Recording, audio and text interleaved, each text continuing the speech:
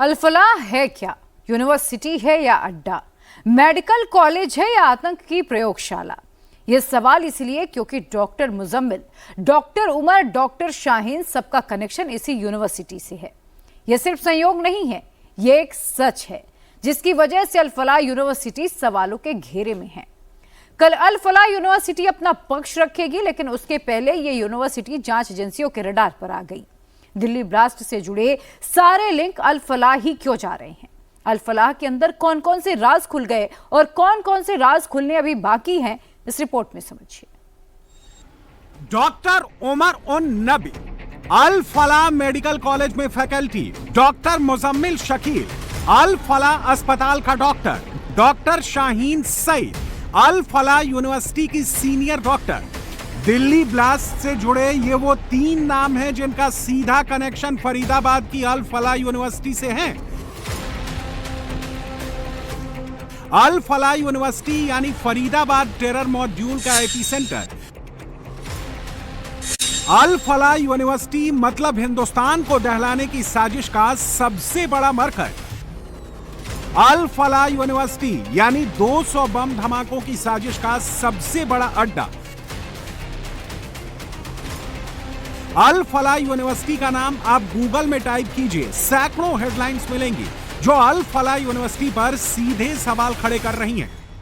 देश की राजधानी दिल्ली से महज 40 किलोमीटर दूर फरीदाबाद के धौज गांव में व्हाइट कॉलर टेररिज्म मॉड्यूल का एपिसेंटर ये अल-फलाह यूनिवर्सिटी इस वक्त बनी हुई है और लगातार सुर्खियों में है। देश ही नहीं बल्कि दुनिया भर की निगाहें इस यूनिवर्सिटी पर आकर इसलिए टिक रही हैं क्योंकि यहीं पर काम करने वाले doctor Muzammil, doctor Umar, doctor Adil, doctor Shaheen Faridabad के आतंकी मॉड्यूल के मुख्य कर्ताधर्ता बताए जा रहे हैं। और व्हाइट कॉलर टेरर मॉड्यूल ये पूरा कॉन्सेप्ट निकल कर आ रहा है क्योंकि कोई रेडिकलाइज्ड नौजवान युवा जो है कम पढ़े लिखे वो इस गतिविधि में लिप्त नहीं थे, बल्कि पढ़े लिखे डॉक्टर्स जो बाकायदा यहाँ पर मेडिकल के स्टूडेंट्स को पढ़ाया करते थे वो किस तरह से पास के गाँव तगा और धौज गाँव के अंदर बाकान लेकर वहाँ पर अमोनियम नाइट्रेट इकट्ठा कर रहे थे, देश और दिल्ली एनसीआर को दहलाने की साजिश रच रहे थे। कौन कौन क्या क्या प्रोफाइल में किस तरह से काम कर रहा था वो हम आपको बताएंगे आगे, लेकिन उससे पहले आपको इस अल-फलाह यूनिवर्सिटी के बारे में बता देते हैं जो इस वक्त सवालों के घेरे में है और क्यों बार बार कहा जा रहा है कि यहाँ पर व्हाइट टेरर मॉड्यूल जो है वो टेररिज्म का पूरा पनप रहा है। अल-फलाह यूनिवर्सिटी के गेट पर पुलिस है, किसी को एंट्री नहीं दी जा रही है क्योंकि इसी यूनिवर्सिटी से आतंकी डॉक्टर उमर फरार हुआ था और सीधे गाड़ी लेकर दिल्ली को दहलाने निकल गया था।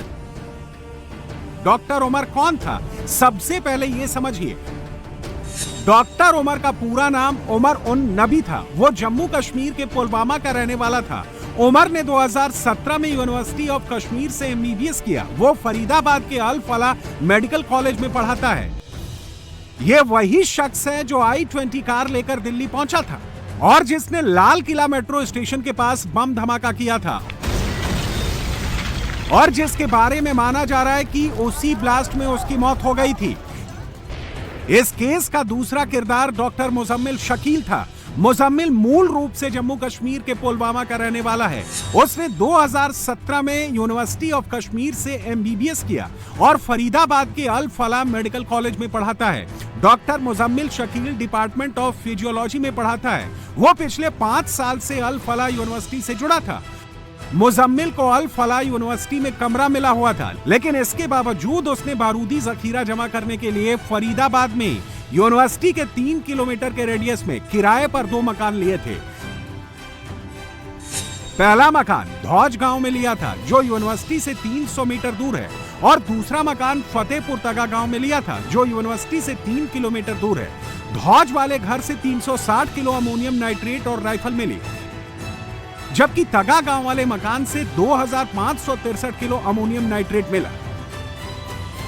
ये देखिए, ये घर फतेहपुर तगा का एकदम इंटीरियर का घर है और यहाँ पे जब रेड मारी थी तब बताते हैं 2900 से ज़्यादा किलो एक्सप्लोजिव यहाँ से लेके गई जो कि इस कमरे में था और इस कमरे को किराए पे लेके रखा था। मुजम्मिल ने ही इसको किराए पे लेके रखा था।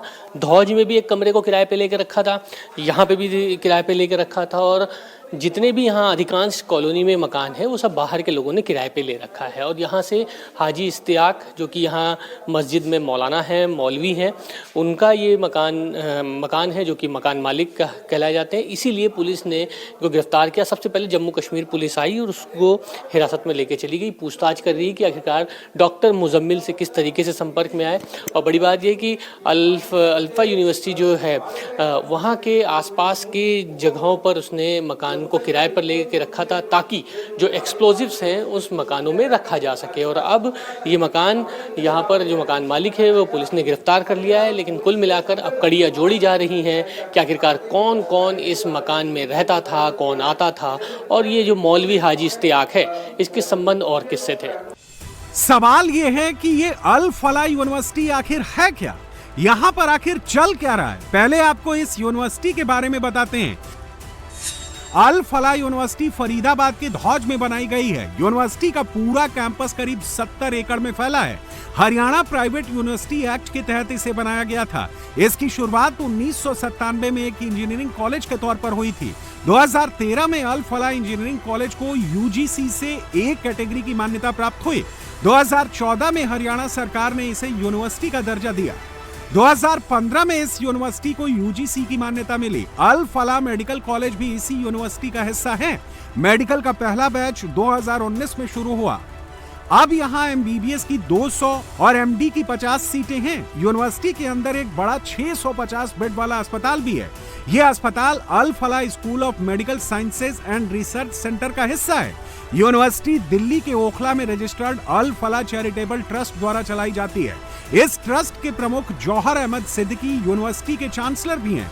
ये ट्रस्ट यूनिवर्सिटी के साथ कई अन्य संस्थान भी चलाता है। अल फलाह यूनिवर्सिटी में 30% से ज्यादा कश्मीरी छात्र हैं। अपने शुरुआती सालों में ये यूनिवर्सिटी माइनॉरिटी स्टूडेंट्स के लिए अलीगढ़ मुस्लिम यूनिवर्सिटी और जामिया मिलिया यूनिवर्सिटी के एक शानदार विकल्प के रूप में सामने आई। लेकिन अब ये यूनिवर्सिटी लगातार सवालों के घेरे में इसलिए है क्योंकि दिल्ली ब्लास्ट में जो किरदार सामने आए हैं उनमें से कई डॉक्टर्स इसी अल फलाह यूनिवर्सिटी से जुड़े हुए हैं। गौर करने वाली बात यह है कि इस यूनिवर्सिटी के मेडिकल कॉलेज में कोई बड़ा ट्रीटमेंट नहीं होता, सिर्फ खांसी बुखार जैसी हल्की फुल्की बीमारियों का इलाज होता है। फरीदाबाद की अल फलाह यूनिवर्सिटी जो कश्मीरी डॉक्टर्स के व्हाइट कॉलर मॉड्यूल का एपिसेंटर बन चुका है, उसी यूनिवर्सिटी के 2 डॉक्टर उमर और डॉक्टर मुजम्मिल दिल्ली ब्लास्ट में शामिल थे। इस समय हम उसी यूनिवर्सिटी के बाहर मौजूद हैं और जब हम यूनिवर्सिटी के अंदर गए, हॉस्पिटल के अंदर गए, तो हमने पाया कि ये भले ही एक प्राइवेट हॉस्पिटल हो लेकिन यहाँ इलाज लोगों का फ्री में किया जा रहा है। हम भी गए, हमने एक पर्ची बनाई जिसमें डॉक्टर ने भी कंसल्ट किया और कुछ टेस्ट भी लिखे। इसका बिल हुआ था 725 रुपए, लेकिन कोई पैसे नहीं लिए गए। ये कहा गया कि यहाँ पे पैसे नहीं लिए जाते हैं। बाकायदा डॉक्टर्स के सजेशन के बाद एक्सरे भी किया गया, इस एक्सरे के भी पैसे नहीं लिए गए, केवल दवाइयों के पैसे जो है वो मेडिकल स्टोर ने लिए। अब ये यूनिवर्सिटी भी संदेह के घेरे में है, एनआईए के जांच के घेरे में है, क्योंकि एक प्राइवेट यूनिवर्सिटी है जहाँ पे 250 से ज्यादा कश्मीरी स्टूडेंट रहते हैं और 3 डॉक्टर्स ऐसे हैं जिनका नाम अब टेररिस्ट एक्टिविटी में आ रहा है। डॉक्टर उमर, डॉक्टर मुजम्मिल और डॉक्टर शाहीन जो कि डॉक्टर मुजम्मिल की करीबी बताई जा रही है। डॉक्टर्स यहाँ काम करने वाले बाकी डॉक्टर्स ने बताया कि हॉस्पिटल की हालत बहुत ज़्यादा अच्छी नहीं है। हॉस्पिटल में डॉक्टर्स को बहुत ज़्यादा सैलरी नहीं दी जाती है। केवल 30 से 40 हज़ार की सैलरी में रेजिडेंट डॉक्टर्स यहाँ काम कर रहे हैं और जो स्टूडेंट्स हैं उन्हें भी पढ़ाते हैं। अल फलाह यूनिवर्सिटी लगातार शक के घेरे में है। इसका मैनेजमेंट अल फलाह चैरिटेबल ट्रस्ट करता है। ट्रस्ट के अध्यक्ष जव्वाद अहमद सिद्दीकी हैं। जव्वाद मूल रूप से मध्य प्रदेश के महू के रहने वाले हैं। जव्वाद ने 1995 में महू में ही ट्रस्ट की स्थापना की थी। उस दौरान जव्वाद ने एक इन्वेस्टिंग कंपनी भी शुरू की थी।